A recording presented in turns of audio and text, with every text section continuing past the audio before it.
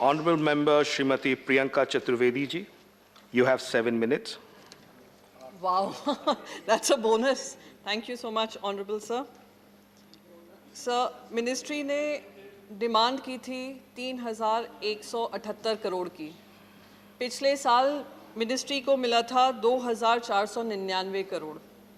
इस साल जब कोविड की कहर की वजह से 92,000 करोड़ रुपीस का रेवेन्यू लॉस हुआ है, तो हमारे यूनियन बजट में उस पर भी कटौती कर दी है और टूरिज़्म मिनिस्ट्री को सिर्फ 2,227 करोड़ एलोकेट किया है, जो कि पूरा बजटेड आउटले में से 0.06% है, जो मैं मानती हूँ कि सरकार की करनी और कथनी का अंतर दिखाता है. जब बात करते हैं टूरिज़्म की और बात करते हैं कैसे टूरिज़्म को बढ़ाना है, तो ये बार बार कहा जाता है कि इकोनॉमिक एक्टिविटी बढ़ानी है तो टूरिज़्म पे ध्यान देना होगा, एम्प्लॉयमेंट अपॉर्चुनिटीज़ बढ़ानी हैं तो टूरिज़्म पे ध्यान देना होगा. पर जब बात आती है आवंटन करने की, एलोकेट करने की, तो कहीं ना कहीं इस मिनिस्ट्री को भुला दिया जाता है. पर दुर्भाग्य की बात यह भी है कि सिर्फ ये मिनिस्ट्री में के साथ गैर व्यवहार नहीं हो रहा है. मिनिस्ट्री का खुद का जो स्टैंडिंग कमेटी रिपोर्ट बताती है, स्टैंडिंग कमेटी रिपोर्ट ने ये तक कहा है कि पूरा जो इनका मिनिस्ट्री का कामकाज रहा है वो फिस्कल इंडिसिप्लिन से भरा हुआ है, पुअर बजटरी प्लानिंग है और अंडर यूटिलाइजेशन ऑफ फंड्स रहा है. और ये स्टैंडिंग कमेटी की रिपोर्ट है, ये मेरे आंकड़े नहीं हैं. नीति आयोग ने खुद ने बताया है कि देश में इंटरनेशनल टूरिज़्म जो इंटरनेशनल ट्रैवलर्स आते हैं 3% लाने की ज़रूरत है.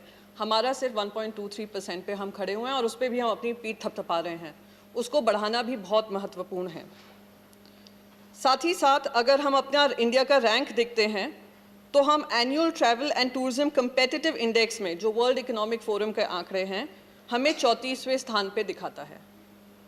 और दुख की बात यह भी है कि टाइम टू टाइम बहुत सारे विदेशी जो देश हैं जहाँ पे ट्रैवलर्स जहाँ पे ज़्यादा ट्रैवल करते हैं, वो लोग टाइम टू टाइम एडवाइजरी निकाल देते हैं इंडिया को लेकर, उसके लॉ एंड ऑर्डर को लेकर और महिला सुरक्षा को लेकर. जब हम टूरिज़्म की बात करते हैं, अगर महिला एज एन इकोनॉमिक मैं कहती हूँ कंट्रीब्यूटर नहीं देखी जाती है, जब इंटरनेशनल टूरिस्ट के माध्यम से देखी जाती है, वो इस तरीके से उनको जो सेफ्टी मिलनी चाहिए वो भी दरकिनार किया जाता है. शायद ये भी हो सकता है कि महिला रिप जीन्स पहनकर आती होगी तो यहाँ के संस्कार और संस्कृति खराब करेगी, तो हम उनके बारे में ध्यान ही ना दें. और फटी जीन्स, हाँ, तो ये बहुत महत्वपूर्ण है सर. साथ ही साथ मैंने कुछ समय पहले सितंबर के महीने में माननीय फिनेंस मिनिस्ट्री को लिखा भी था कि जो national restaurant association of India है, जो इवेंट और हॉस्पिटैलिटी इंडस्ट्री है, उन पे खास करके गाज गिरी थी.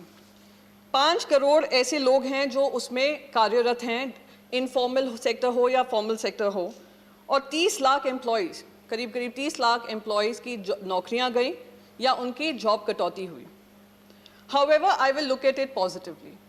I will look at this as a constructive debate and a constructive opposition role that I will do for as far as this discussion is concerned.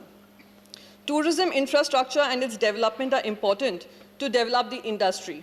However, that hasn't come through as the underutilization of funds shows. So on that note, I would want to discuss about my state of Maharashtra, which has been ranked #1 despite and in spite of COVID for bringing in policy measures that improves tourism in our state. I come from a state which has wildlife reserves, it has forests, it has mountains, it has adventure sports, it has a coastline, it has all kinds of possibilities of improving tourism. So we came up with a policy, which is the Beach Shack policy. The Beach Shack policy will ensure that the coastline that we enjoy and we have will promote tourism and create more job employments. Under the leadership of Honorable Chief Minister Shri Uddhav Balasaheb Thackeray and our Honorable Tourism Minister Shri Aditya Thackeray, we happen to have become the first state in India to give tourism an industry status. And I would recommend our Tourism Minister to look at it as an industry and give it the, I would say, the recognition it truly deserves. We also brought in agro-tourism, which is practiced by many states, but it is the first where we have come up with a comprehensive policy to ensure that we give encouragement to agro-tourism. Caravan policy is another thing that we have introduced. However, sir, for any more visionary plans to be implemented, there needs to be support coming from the Government of India. So on that note, I would request Honorable Minister to please expedite the ASI approvals to put up tourism amenities in and around the sites such as Raigad Fort, Sindhudurg Fort, and Murud Janjira Fort. There are pending proposals lying with the ministry for the development of Elephanta caves, so that should be expedited.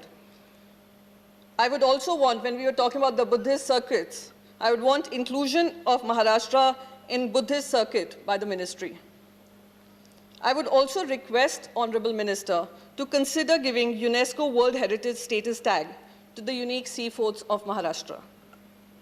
Sir, we have also sought larger projects under Swadesh Darshan and Prasad schemes of Government of India. However, even as per the Standing Committee report shows, the frequent time overruns in projects under both Swadesh Darshan and Prasad schemes create a hurdle which needs to be addressed. Honorable Member, please start concluding. Yes, sir. All I'd like to say, since I've spoken about Maharashtra, I do agree with Shukla ji. As far as India is concerned, Mathura se lekar Maa Kamakhya tak, Kashi se lekar Kedarnath tak, Amarnath se lekar Ayodhya tak, Ayodhya se lekar Ajmer tak, Trimbakeshwar se Tirupati tak, Sarnath से समस्तीपुर तक, golden temple से गोवा के churches तक, इस देश के कण कण में बसी है हमारा इतिहास और संस्कृति, कोने कोने में है हमारे देश का नाम। तो क्या टूरिज्म को महत्व नहीं देना चाहिए इन सब मुद्दों को? और अगर महाराष्ट्र नंबर 1 बन सकता है स्टेट पूरे देश में, तो क्या हमारा देश नंबर 1 नहीं बन सकता पूरी दुनिया में? यही कहते हुए मेरा बस एक ही सुझाव होगा कि जो भी स्टैंडिंग कमेटी के रिकमेंडेशन है उसको इम्प्लीमेंट किया जाए and give tourism the priority the economic recovery of the country deserves. Thank you. Thank you, Honorable Member. Honorable